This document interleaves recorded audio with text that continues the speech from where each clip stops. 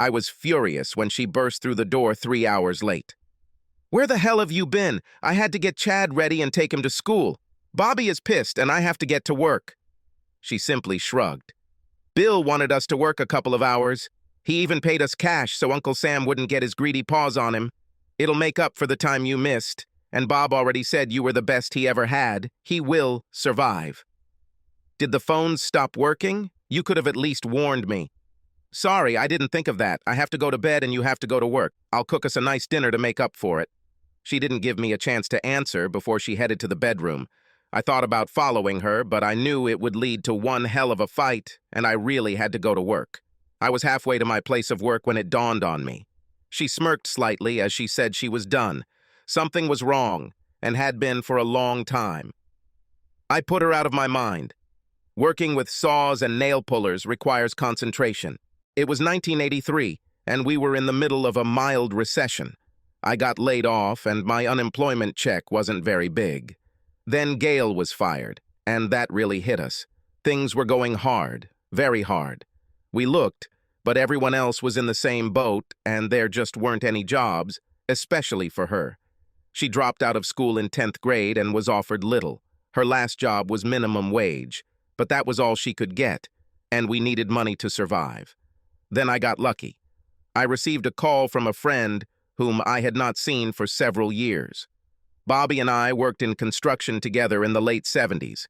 He always said we were a good team, and he was sorry to see me go. But I had a good opportunity, and I couldn't pass it up.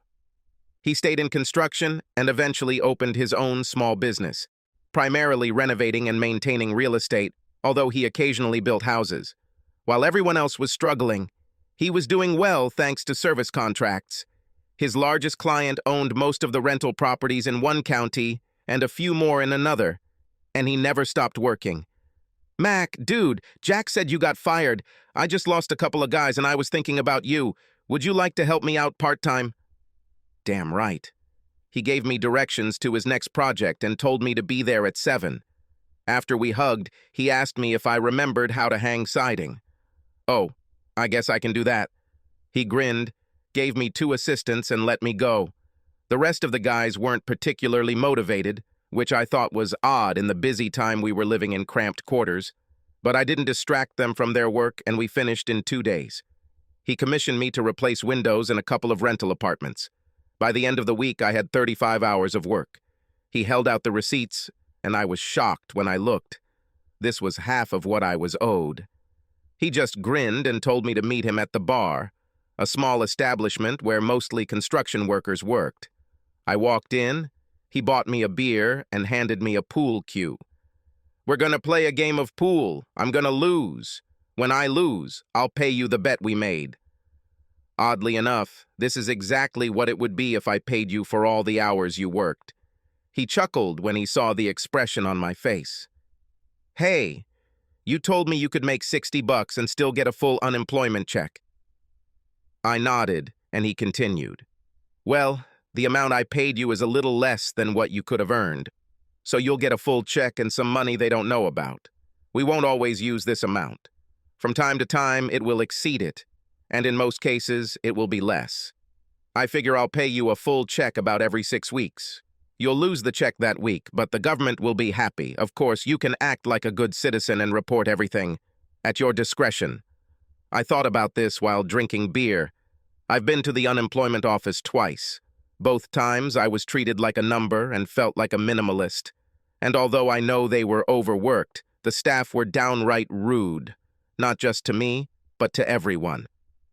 "Fuck them. You need to practice. Your pool game sucks." He just grinned. I was going to share the good news with Gail, but when I got home, she was already on edge. "Where the hell have you been? Do I smell beer? We don't have money for you to drink." It took me several deep breaths before I could answer. I went to the bar where Bobby hangs out to get my money. I had 1 beer and he paid for it. Now we have a little break on the bills. I have a little extra, I was going to say cash, but she spoke to me, telling me that a few hours here and there wouldn't help, and I needed to get a real job. "You know no one wants to hire a high school graduate. Then you should take advantage of the program they offered you and get your GED. It will help, if not now, then in the future. You always complain about being stuck in the house. You could go out in the evenings, but I'd like to keep an eye on Chad. Think about it. For some reason, she resisted, so she turned around and left. I went outside and started playing with our son. He was in first grade, and the world was a novelty to him. He told me about what he had learned that day, and I couldn't help but smile. He was a good child, and even if I had to make sacrifices, I made sure he had good clothes and shoes for school, and money when he needed it for special things like a field trip to the aviary. By the time we finished playing, Gail had already prepared the food. We ate some mac and cheese and hot dogs, but we weren't hungry. I never got around to telling Gail about the money under the table. I just took them and paid the electric bill. One day, a few weeks later, I came home and she kissed me deeply. This surprised me because she had been a little stingy with kisses lately. Guess what? I found a job. She had prepared a very tasty dinner and was wearing short shorts and a loosely tied halter top. One of her playful outfits. I smiled, thinking that life was getting better. "That's wonderful, honey. What is it?" "Let's eat first. Get Chad settled for the night, and I'll tell you everything." This made me frown slightly. "What's so mysterious about work?" We had pork chops, something we haven't had much of this year. It was delicious. The cake was even better. And after Chad took a bath and talked about himself, she pulled out a couple of my favorite beers. I stopped buying them a few months ago because they were a little pricey. I was starting to feel very uncomfortable. She filled the mugs and sat down opposite my chair. "Honey, do you remember Alice?" Yes, I remembered Alice. She was one of her friends when we were dating and, to be honest, a bit slutty. I'm not a prude. What a woman does with her life is usually none of my business. However, Alice seemed to have no boundaries. She was frank to the point of impossibility, and did not hesitate to propose to husbands in front of their wives, if she had several. She tried to propose to me twice, and Gail thought it was funny. She tried again when Gail wasn't there. I pretended to be interested and let her lead us to a quiet place. She leaned down to kiss me, but then my hand closed around her neck, and she was pressed against the wall. "Listen carefully. You snuggle up to me one more time and I'll ruin your world. You won't look as sexy with a broken nose, and that could definitely happen. I'll act remorseful and swear it was an accident, but every time after this, if you decide to hit on a man in a relationship, you will remember your crooked nose and think twice. Is everything clear?" She sobbed heavily and nodded her head in agreement. That was the last time I saw her or heard anything about her until now. The feeling of anxiety grew in huge leaps. As far as I remember, she was directly involved in 7 divorce cases, mostly as the second woman. I simply nodded. "Well, I ran into her at the store the other day when we met, and she found out I wasn't working. She offered me a job." "What kind of work? Does it involve a horizontal position?" Gail burst into a red flame.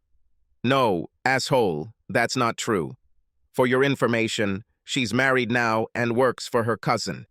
He owns a motel in Charlotte, and she works the night shift, 9 to 6. He always makes his night shift clerks work as a couple, and the woman she works with quit." "Why did she quit?" "How should I know? The thing is, she quit. And the pay there is good, $10 an hour. For someone used to making $6.65 an hour, that seemed like real money. I tried to be diplomatic. "It's not a bad salary, Gail, but honestly, I don't feel comfortable. Is the motel in a good part of town? Can you sleep there, or is it a dump? I wouldn't want to get hurt or killed for $10 an hour. And honestly, I'm not thrilled about you working with Alice. She's changed. A lot. She has a husband and a 2-year-old girl. Alice is not the same woman we both remembered. Plus, there are cops patrolling there often, and we're completely safe. I promise I'll get a bad feeling the first time I see her. And I'll leave." We talked a little more about Chad and how this would affect him. "I leave at 6. I can be home by 6:45, make you breakfast, take him to school, and then come home and sleep. That way I can spend the evening with my 2 favorite men before they go to bed. And I have to go to work." We talked and agreed to discuss this later. Gail talked me into inviting Alice and her family over for dinner. I have to admit that she looked completely different from what I remembered. Her hair was pulled back, She was wearing a conservative top and pants, and she was pleasant. Her husband seemed like a nice guy. I wondered if he knew about her past. Her little girl was adorable, and Chad immediately fell in love with her. While I was preparing the grill, he happened to be in the backyard and let her wander around the area, keeping up with her every step of the way. Gail and Alice laughed. If he's as enamored when they grow up, we can be mothers-in-law. The evening turned out to be pleasant. After eating, the little girl lay down to take a nap, and Chad fell asleep on the floor. Her husband, Jeff, went to the bathroom, and Gail went to the kitchen to get a beer. I took advantage of this opportunity. Honey, remember that little conversation we had before Gail and I got married? Her eyes widened, and she rubbed her neck in embarrassment. It was a long time ago. I have changed. I have to admit, I like the new Alice much better than the old one, but I want you to remember something. If anything happens to Gail, anything bad, and I think you had something to do with it, I will keep my promise. Remember that. Jeff returned, and Gail came out with a beer. They stayed here for about another hour before they left. Before their tail lights were out of sight, she began asking questions. Do you see how much she has changed? It's hard to believe. I never thought she would be married with a child. I always thought that if she got pregnant then, half the men in the area would be sweating. She hit me in the ribs. That was mean of you. Maybe, but that would still be pretty accurate. Go ahead, clean yourself up and go to bed. I thought about everything the next morning while I was mowing the grass. Alice, despite all her past flaws, was an attractive woman. I smiled when I saw her and Gail together. Gail was willow-like, except for her breasts. Men flocked to this chest, like flies to honey, but Gail brushed off most of them. She told me right away that she wasn't a virgin, but I wasn't a virgin either, and that didn't matter to me when we said our vows. In the end, I didn't fight her when she got the job, but he still made her make a bunch of promises and was still worried about her. I was awake when she came home after her first day of work. How did everything go? It's boring as hell. There's not much going on at the motel late at night. Everyone's asleep except for a few partygoers who come after the bars close, but they don't usually make noise. It's easy money, honey.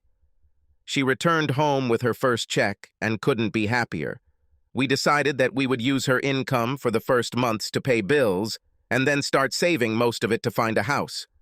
I worked more and more with Bobby and found that I enjoyed it more than I remembered. Bobby begged me to go full-time if I didn't find anything by the time my unemployment benefits ran out. We were still playing with the system. Part of the salary was received according to reports, the rest was under the table. I started putting half of the money into a savings account, planning to use it for Gail and Chad's vacation. This would be our first vacation in 4 years, and Chad had never seen the ocean, so I wanted to take him to the beach. Everything went well for about 4 months. One day, Gail came and said that the maid from the third shift had quit, and she and Alice were going to earn extra money by cleaning empty rooms. One will work at the desk, and the other will clean, and they will alternate days. Does this mean you will sit at the table alone? Honey, no one, and I mean no one, comes to the front desk after midnight. Plus, we have walkie-talkies that we carry with us, so if someone comes to the front desk that we don't like, let's call each other. Everything will be okay. The extra money came in handy. One day, Gail came in looking beaten. I asked, and she shrugged. Rough night? The convention guys came over and they left the rooms a mess. I spent the night cleaning the rooms. Could you make Chad breakfast today?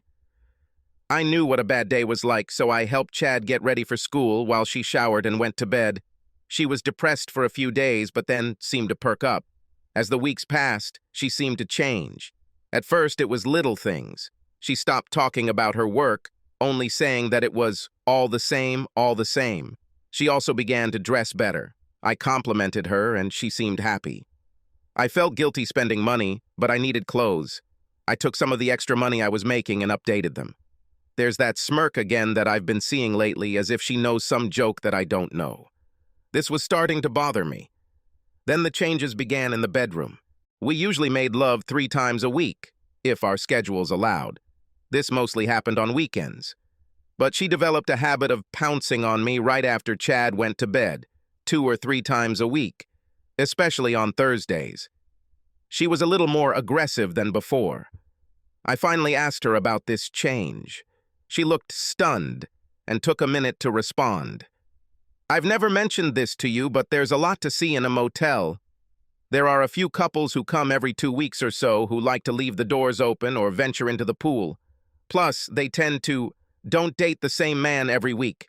I think they're in an open relationship. Some of the things Alice and I see are pretty wild. That's what makes me like this. I had to think for a minute. Isn't that dangerous for a motel? What about cops, irritated spouses, and the like? It's late at night, and no one is there. If we see regular guests, Alice warns them, and they take him into the house and close the doors. They tip well, dear, usually 20 in each room. They're responsible for most of my new wardrobe. I was starting to dislike the idea of her continuing to work at the motel.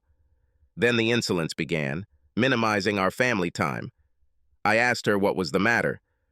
I'm just tired of struggling. It seems like every cent we get takes away something. Wouldn't it be nice to do what we like when we want, like we used to do before we had bills and a baby? Everyone has fantasies. Yes, I would love to. But the reality is that we have bills and a baby. Do you want to drop everything? Drop Chad somewhere and run away? I don't think so. Things are getting better, honey. Our bills, they're paid, and we're even saving a little. I'm thinking about going full-time with Bobby. He'll give me a raise and more hours if I agree. It hurt me when she dismissed the idea. Do you think this will make a difference? You need a job with insurance. We're all healthy now, but one accident will ruin us for years. I sighed. It is what it is, Gail. Unless we find a new profession that pays much better, we'll have to work with what we have. There's that little smirk again. One day, I needed a pen. Chad loved to carry anything he could write with into his room. He was an aspiring artist, and his work covered every inch of our refrigerator. He was sleeping, and I didn't want to wake him, so I decided to take one of the pens from Gail's purse. I didn't go into her purse because she filled it with stuff, and it annoyed me. I took the bag and grinned at its weight. I opened it and just sat there for a minute. It was full of money, so much money. I pulled them out and counted them. $2,300, mere pennies for that time. I heard Gail wake up, so I put the money back and put her purse on the floor next to the couch. I sat and thought while she chatted. This money could not possibly be legal.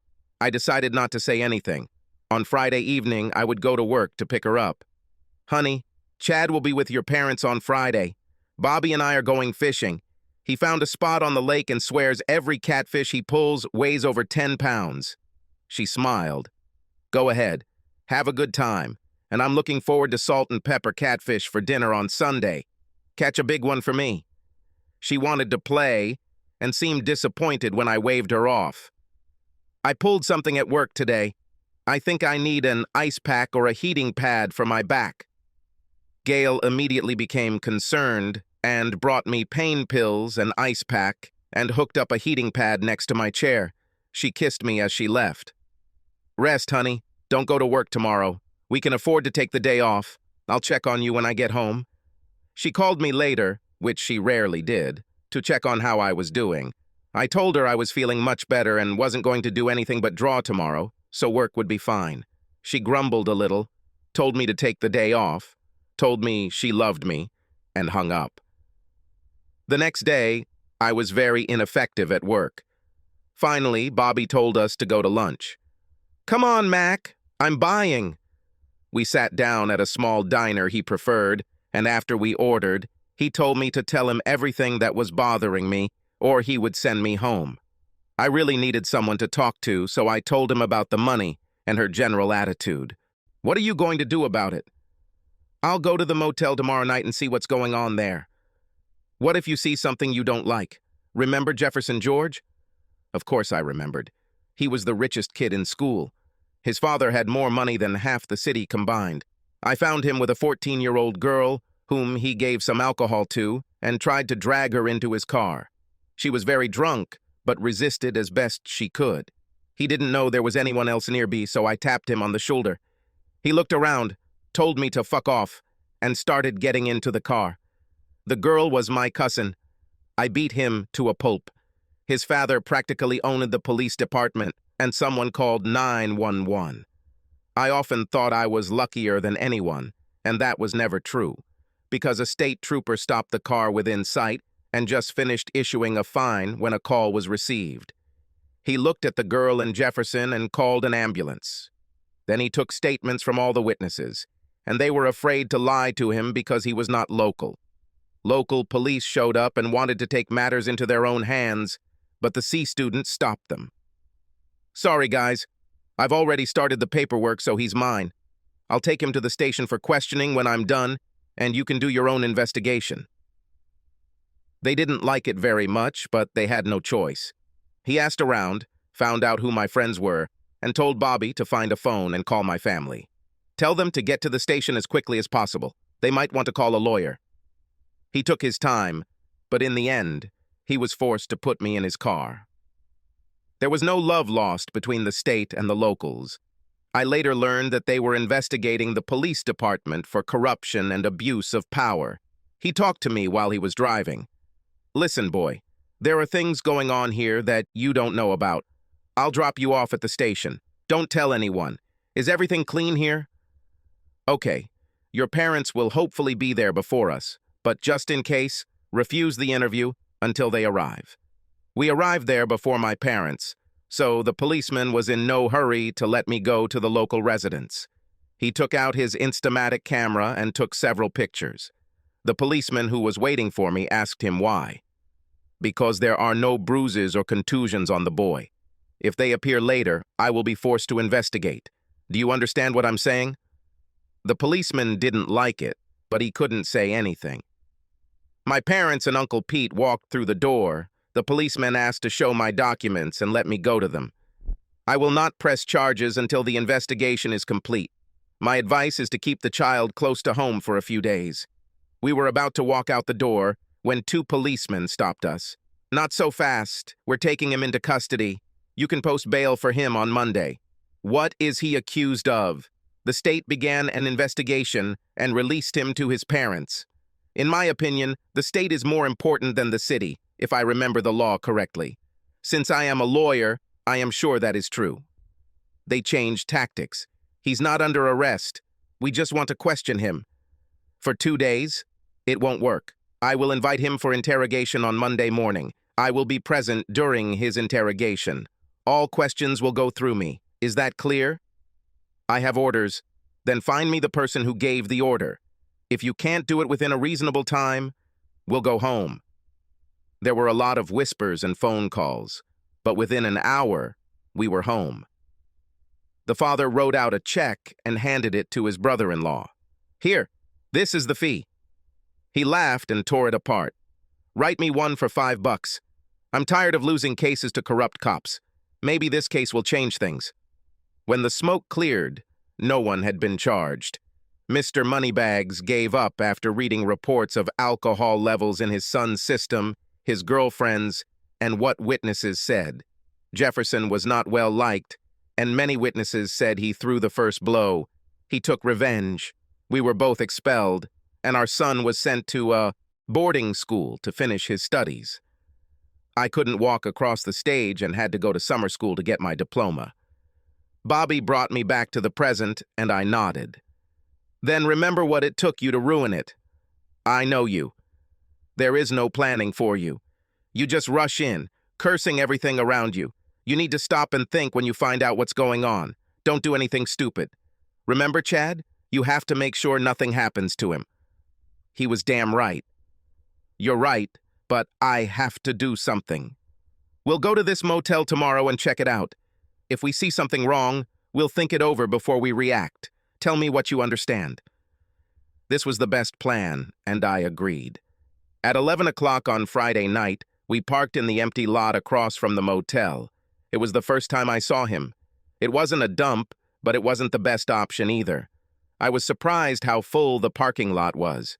We had binoculars and I could see Alice behind the counter, but Gail was nowhere to be seen. At 11:30, a woman who looked a lot like Gail left the motel and walked across the parking lot to the club. I was halfway out of the car when Bobby pulled me back. Sit still. She hasn't seen me more than a few times, so I'm going to put this cap on and go see what's going on. Don't get out of the car. 90 minutes later, he returned, looking a little pale and damn uncomfortable. He sat for a minute before speaking. She dances, Mac. Her stage name is Desiree, and she's pretty good at it. I saw her do the dance, and then she came out and took 3 guys into the back room. The bouncer told me that's all they allow inside, but the women had an agreement with the motel, and as long as they didn't leave the company premises, they didn't say anything. I asked Desiree, and he laughed. She's booked today, and she doesn't work on weekends. I think she has a child that she is seeing at this time. Next week it works on Tuesdays and Thursdays, and the following week on Mondays, Wednesdays, and Fridays. She and a girl named Alice take turns. I think she works at the motel on the nights she doesn't work here. Do you want me to arrange for you? I handed him $50. I'd like to on Wednesday, but I don't know if I can come. If I'm not here by midnight, I won't come. She's pretty expensive, man. I handed him another $50. Here, if I don't show up on time, it'll be free money for her. While we were talking, Gail left the club with a man on her arm and headed straight to the motel, waving to Alice as she walked by. By 3 o'clock, she had made 2 more trips. I froze as Bobby started his truck. We've seen enough. You need to calm down and think about what you want to do. Let's go fishing. What? We were supposed to fish, remember.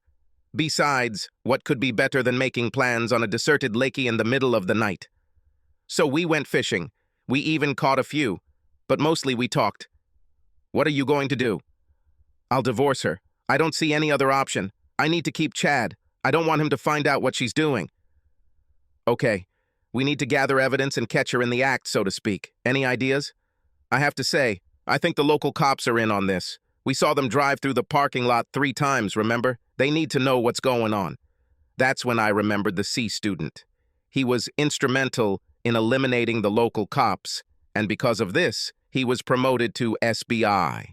Now he was mainly involved in corruption cases. From time to time, I saw it in the newspapers. I think I know someone who can help. I managed to hold out all weekend. I even had sex with her once, all the time pretending that I was in pain. She made herself comfortable and paid Chad a little more attention than usual. He ate it. He had really missed his mother lately. This made what I was about to do even more difficult. I called first thing Monday, explained who I was, and told him I had information I thought he needed. They connected me in about 20 minutes. He remembered me, and we talked about the past for a few minutes, after which he asked how he could help me. I told him the whole story, including the fact that one of the women was my wife, and that we thought the local police were involved. He listened and took notes. Can you meet me and my partner there tonight? I had to take Chad to his relatives, telling them it was urgent. We met at the Waffle Iron and started talking. He introduced his partner, an attractive red-haired girl, and offered to go undercover in their car. I thought it was going to be a bulky 4-door with undercover cop written all over it, but it was actually a great 3-year-old T-Bird. They grinned when they saw my face. We confiscated it during a bad guy bust a couple of years ago. That's how we get most of our undercover cars. We change every month. Firebird will be next. Lieutenant Brown, whom I knew, laughed. Yes, and when we do, I'll be driving. Detective Walters has his foot in front. While we were taking position, they joked with each other in a good-natured way. I highlighted Gail and Alice. They watched as Alice entered the club. Brown came out first. I'll go there and see how much I can find out, then Tubby will come. We talked while we waited. Wouldn't it be awkward to go into a place like this? She laughed. I did this kind of dancing for 3 years while I was in college, but that's all I did. I've never even done a lap dance. I've seen too many relationships fail while I was working to ever give in to temptation. I show up, try to interview with the manager, tell him I'm moving to the area in a few weeks and try to find a job. I have a few pictures left over from that job to satisfy any questions he might have. She had just finished telling me about her lawyer husband and 2 daughters. Seeing my face, she smiled. My husband knows. We met at a club. He worked in law school as a bartender and bouncer. He knows that I never dated guys, and I know that he never touched any of the working girls, although they saw. We decided to go on a few dates to prove it and never looked back. It's been 7 years and we're still as happy as ever. Like on our wedding day. She looked at me sadly. Don't judge your wife just yet. She may have been forced into this. I've seen it happen. If so, I strongly recommend that you see a psychologist and try to save your marriage. If she is doing this of her own free will, well, how it all ends depends only on you. Brown returned, and there was no smile on his face. I have the same information as your friend. There are about half a dozen girls involved in this case. It looks like it's quite a large ring. There's a picture of your wife hanging on the wall with the other women. If there's a red X at the bottom with a circle around it, that means she's available for extras. Tubby, you're free. She was gone for about 30 minutes. When she got back into the car, she didn't look very happy. This place is located just above the brothel. I met with the manager, showed him my old photos, and told him that I was moving and would be free in 5 weeks. This scoundrel admitted that many of his girls were hooked, but he turned a blind eye to it. He also hinted at testing in bed. I just grinned and said, "We'll do it as soon as I find a job. Right now, I really need a shower." They took me back to the diner. That's where your involvement ends. I'm so sorry, boy. It was obvious that you loved her. What is next? We'll put together a small team. It'll be about a month before we get going. Watch the papers for that. The club, the local cops, and the motel will go down. We'll close the club for solicitation, the motel for running a brothel, and the cops will lose their jobs and I have to tell you that all the women involved in this case will face numerous charges and it will become public knowledge. The only plus is that you have a good reputation and a regular job, and judges do not like to award custody of children to such women, if there is a worthy alternative. You are going to get a divorce, right? I have to. I can't forgive her, and I can't subject a 6-year-old to this lifestyle. Tabby reached out and touched my palm. We usually try to stay out of divorce cases to keep our face out of the news, but if you need us, we're sure your lawyer can arrange an in-room deposition. It dawned on me. Damn! There's no way I can act normal for this long. I'm just not that good at it. What can I do? Brown chuckled. This is going to be a pretty big deal. We don't want it to fall apart too soon. You said you worked in construction? I'll see what I can do now. Try to hang in there for a few days and we'll get back to you. True to our word, 2 days later, we were offered a short-term contract to help build a new prison halfway across the state. Apart from what was going on, they were offering damn good money, and even under normal circumstances, it would have been hard to refuse. Bobby knew what was going on. He knew why we got the contract, but he didn't care.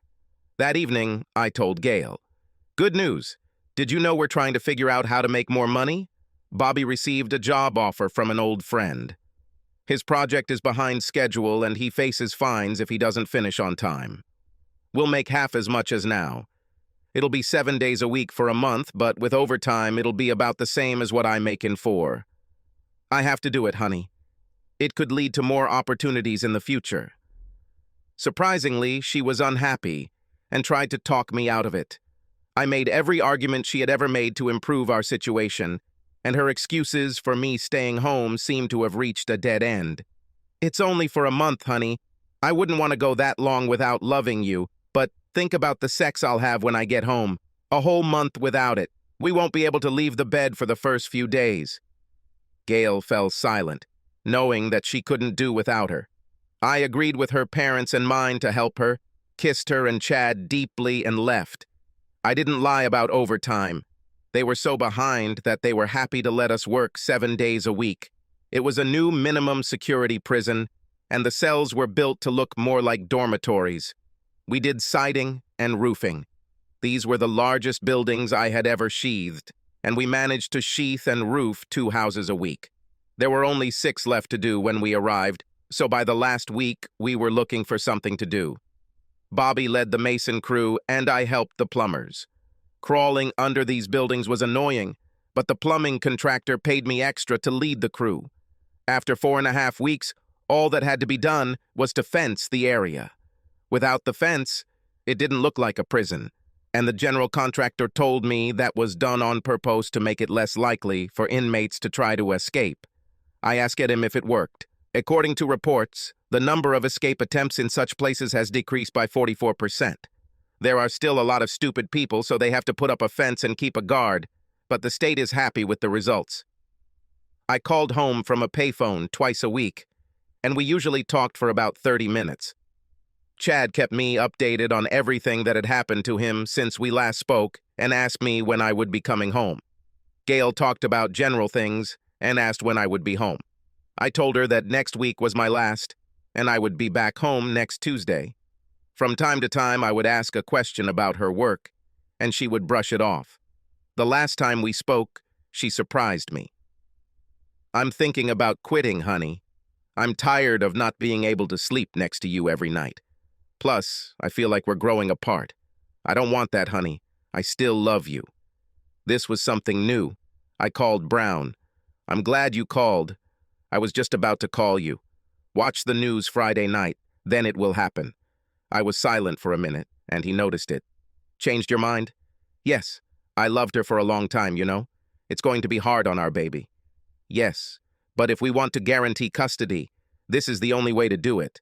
We are not charging her. She has no criminal record. If she finds a favorable judge, you will become a part-time father. Do you really want her to get custody? I will tell you.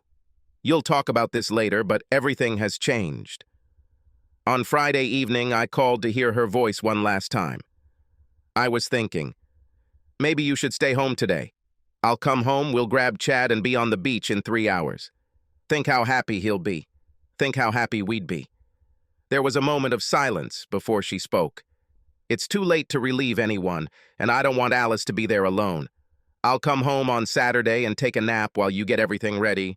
We can leave by 1 in the afternoon and be at the beach by 5. Let's try to spend a week there. It will be good for us." I sighed.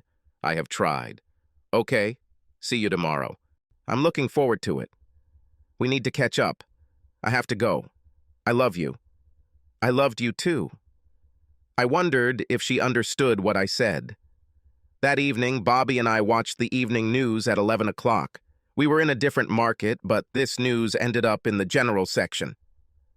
Tonight, the SBI, the Anti-Illegal Activities Task Force, conducted a major raid at the Dreamland Motel in Charlotte, North Carolina, dismantling a large network. 14 people were arrested, including the motel owner and 2 night managers. The owner was charged for providing the space, and the managers appear to have been part of this ring. The manager of the Fantastic Ladies Entertainment Lounge, located next to the motel, was also arrested during the investigation, although his charges were not made public. As the reporter spoke, people could be seen being led out of the motel to a police van. Alice walked first, wearing what appeared to be only a t-shirt. Walking right behind her was Gail, wearing a very short skirt and top that exposed most of her breasts. I think Brown may have had something to do with this because the camera zoomed in on Gail, showing a close-up of her face. She cried. It was clear that none of them were wearing panties when they were loaded into the van. Bobby looked at me. "Sorry, man. I know how much you loved her. You know you had to do it this way for Chad's sake. You know, when everyone tells you that you did the right thing, and you know that you did the right thing, why do you feel like you did the wrong thing? Because usually the right things are always the hardest things. You didn't know when you married Gail or when she went to work at the motel that things would turn out this way. Bad things happen to good people. How they deal with it shows their character. Now, I'll leave you alone. Cry, scream if you want. Just try to get enough out so that you can function when it's time to go home to your baby. I know I shouldn't say this, but I'm here for you, brother." When he left, I tried to cry. I thought about going to the store and buying a bottle. I thought about hitting the walls in my motel room. In the end, I didn't do any of this. I just sat there, numb, for the rest of the night. Bobby found me and, without saying a word, turned on the shower and practically pushed me inside. Hot water hit me, and I cried, bitter tears of betrayal and loss. When I came out, I felt much better. "Let's go. You lead. I slept almost the entire way home. Their bail was set at $2,000 each. She had money in a secret account, but she couldn't access it, and there was no way in hell I was going to pay it. The longer she stayed in jail, the more certain it became that I would get custody of Chad. The guy didn't understand. I tried to explain it to him as best as I could. Son, your mother got involved with bad people and did some bad things. She doesn't want to live with us now, so we're on our own. She still loves you, but she just can't be with us right now. So she'll be coming home later? I don't know, son. We'll see. I did everything I could to try to reassure him that his mother would no longer live with us. I was glad that it was the beginning of summer. I know how cruel kids can be, and I hoped that by the time school started again, the whole thing would be out of everyone's minds. Both grandparents helped look after Chad while I worked. We usually had dinner with those with whom he was staying. It was very awkward with her parents at first. They apologized to Gail, but I blew them off. She made her choice, and it forced me to make mine. I need you to understand that your daughter and I do not have a future together. None. But it was her choice, not yours. Chad loves you, and I will never come between you and your grandson. If it means anything, I always thought well of you. If you feel uncomfortable around me, or if it becomes too hard for you to hold Chad, let me know. Her dad just looked sad, and her mom hugged me and started crying. When she came out, she said that she would wait for Chad in the morning and for me in the afternoon. Meatloaf tomorrow.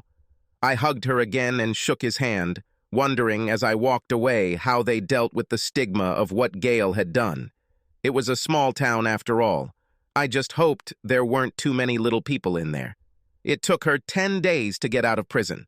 By then, all her belongings were packed into boxes and stored in her parents' garage. Along with the divorce papers, I sent her a letter asking her to stay away from me and that sometime in the future, after the divorce, I would like to ask her why. When she was finally free, she immediately went to her parents' house. I don't know what kind of reception she was expecting, but they made it clear to her that she had 2 weeks, and then she had to leave. Rumor has it that he and Alice rented an apartment in Charlotte. I thought it was good that they deserve each other. Lieutenant Brown called me a week later. I thought you might want to catch up on the latest news and find out when this will all be heard in court. After they got out of prison, we made it clear to them that if they left the state, we would prosecute them.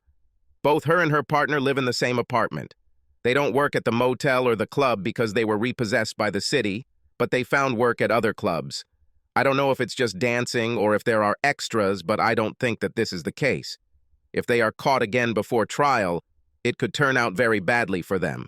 I highly doubt they will go to jail. If they do, it will most likely be from 3 to 6 months. The motel owner and club manager face more serious charges. I doubt that any of them will be able to get their property back.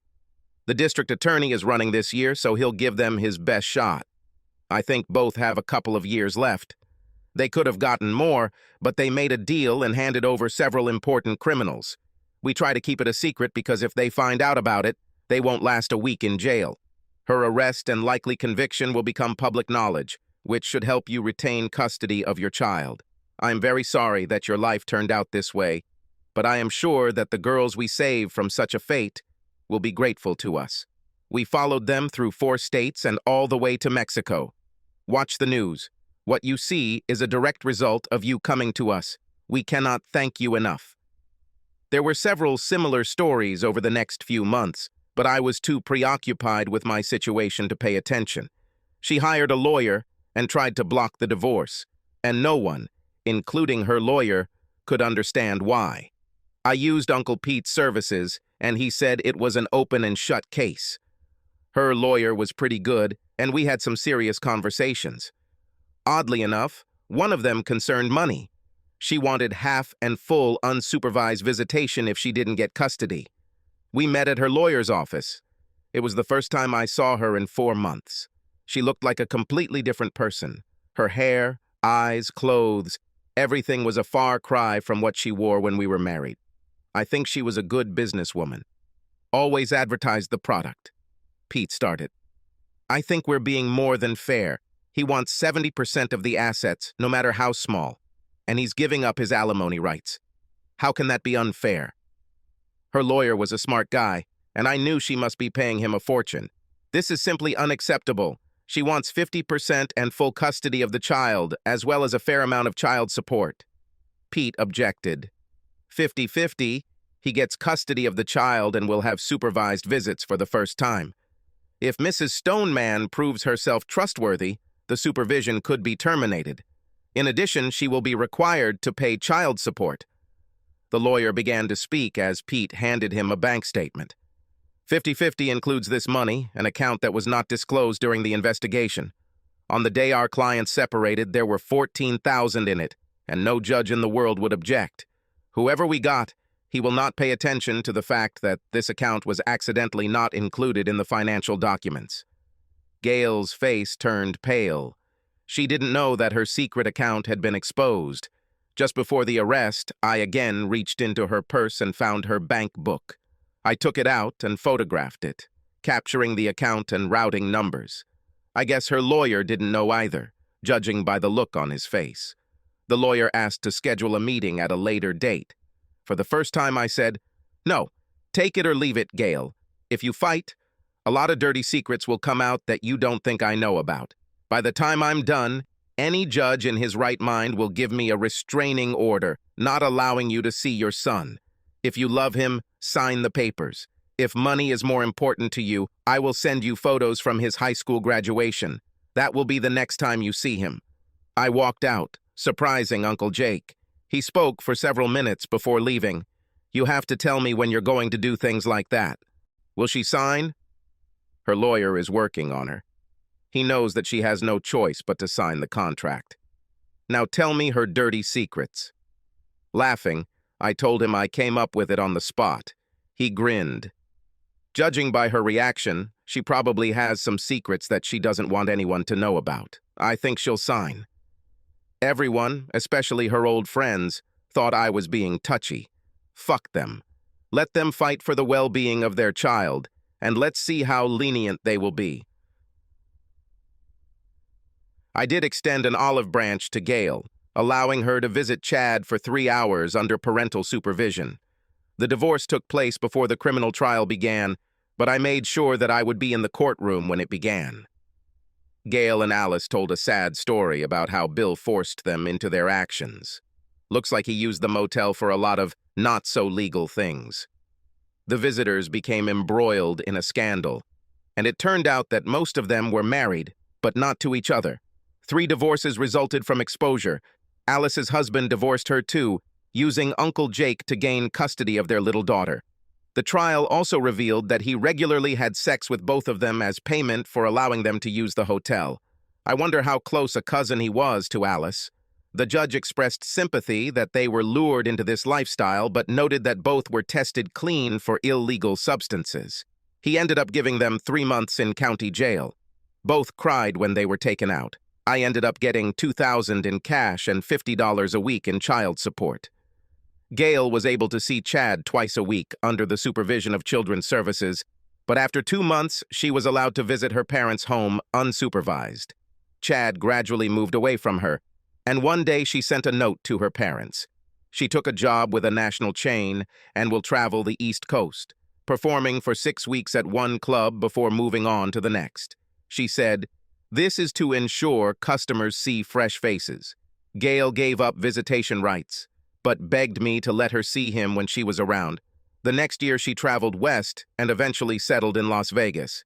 At least what she was doing was legal there.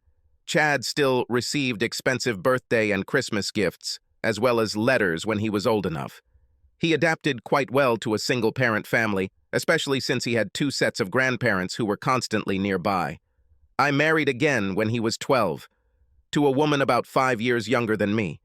She came with her little 7-year-old daughter, and we sold both houses and bought a bigger one so we could all fit in. Chad was a little standoffish at first, but Melody followed him around like he was a god, and he warmed up to her. About a year later, he surprised Katie, my new wife, by calling her mom, and she tried to hide her tears, but we all saw them. I took some of the money I made and dropped the alienation of affection lawsuits I had filed against Bill and the club manager, and bought a half share of Bobby's business. B&M Construction grew into a medium-sized business, and we had a good reputation.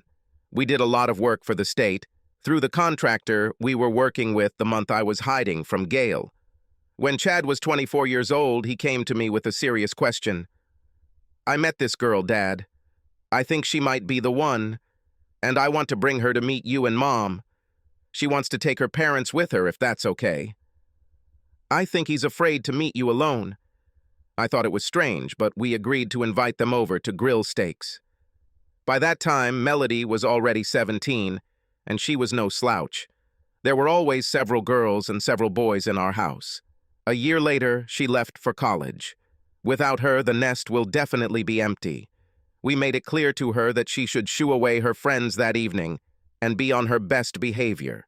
Chad showed up about an hour before the scheduled time with his girlfriend in tow. She was pretty, just over 5 feet tall, with a dimple and long blonde hair, and she was built well. Katie caught my eye and grinned. I think she approved the moment she volunteered to help with the garnish. I laughed and handed Chad the beer.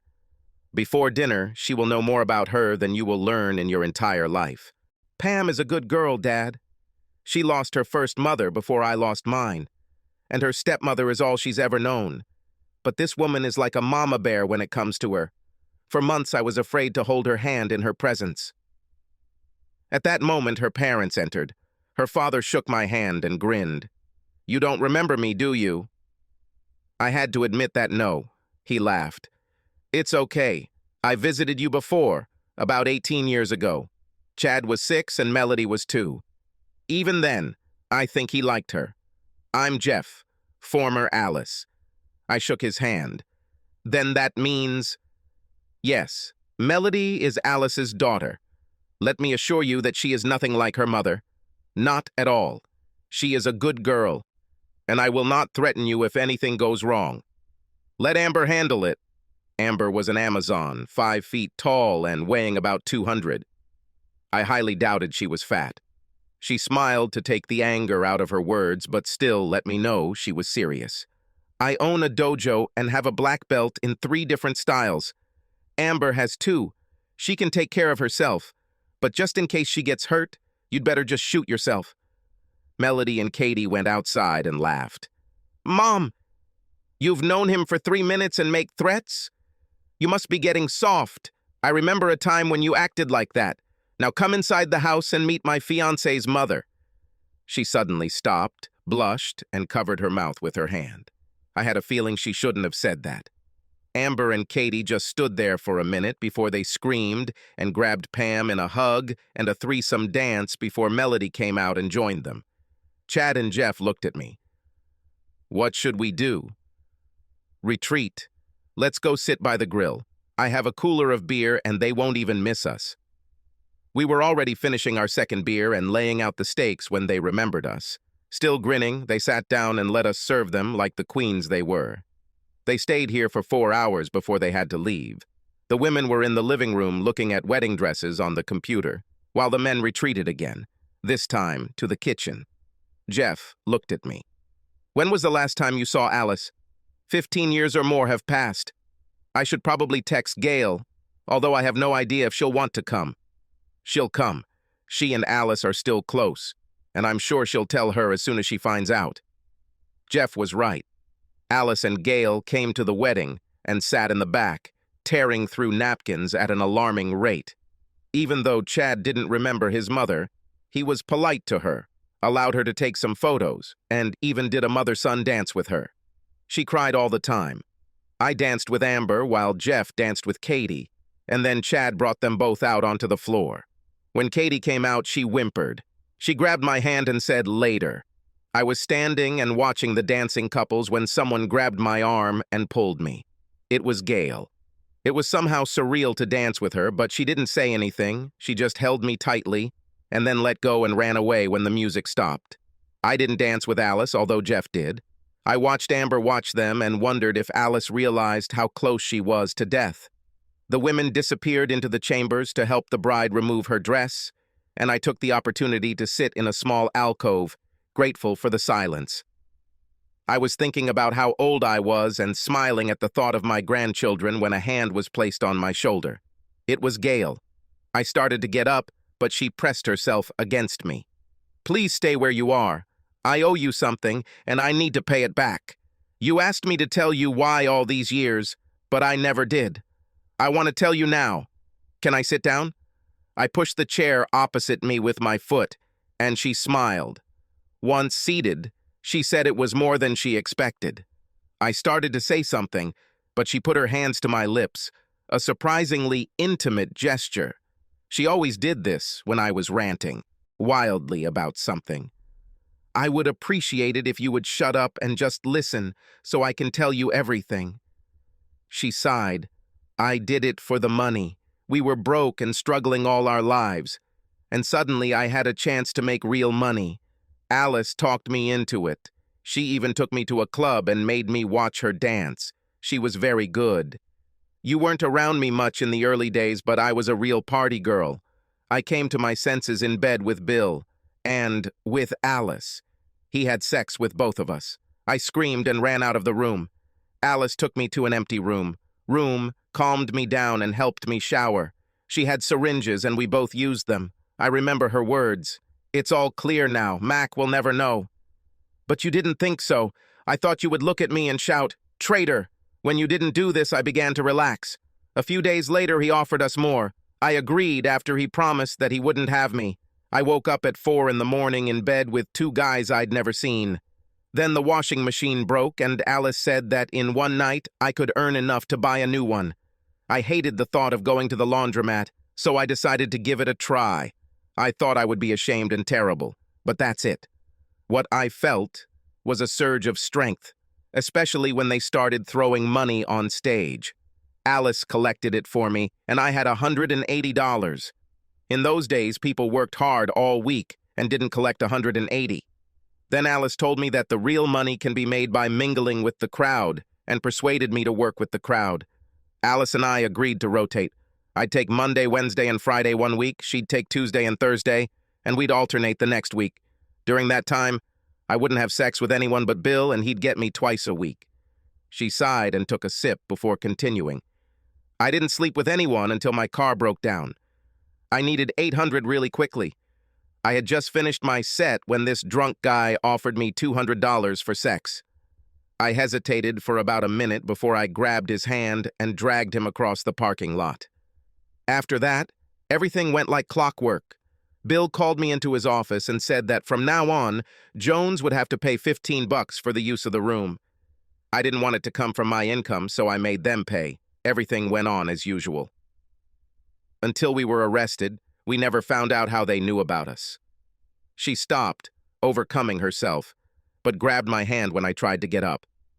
I have to tell you that at the time when I had a twisted mind, I convinced myself that I was doing this for us, so that we could have a better life. I even set a goal for myself, $60,000, and I was going to quit. Get a small job somewhere and say I make a lot more money than I actually do and put that money back into our accounts. When we got caught, that didn't happen. Gail stood up. That's it. I was a victim of greed and stupidity, and it cost me everything. It took me years to come to terms with it, but I'm moving on with my life. Now I'm a successful businessman. She handed me the card. Tell this to Chad. Tell him I thank him for the invitation. But for now, he has enough family. Tell him that if he has children, he should send me pictures. She stopped at the door. Oh, and tell him never to go there. And you too. He can get me by phone or email. If I can give him what he wants, I'll do it. And you too, if anything. That's it. Goodbye, Mac. I highly doubt we'll ever see each other again, so live well, love your wife and daughter, and protect them as best you can. She grinned as she walked through the door. Yes, I named my business after you. Consider it a fee. Then she disappeared. I looked at the card. Max, Upscale Gentlemen's Club. Her number was written on the back. I was still there when Katie found me. Come on, she said, pulling me by the hand. Let's go home and recover. I chuckled as Melody walked up to us. I wouldn't get too complacent. We'll have to do it all again in a few years, and this time will be much harder for you. We'll figure it out. Subscribe to our channel so that your second chaff doesn't cheat on you, and go ahead and listen to the next story, because this story is nothing compared to the next one. If you're under 18, don't even think about listening to the next one. Listening to the next one. Listening to the next one.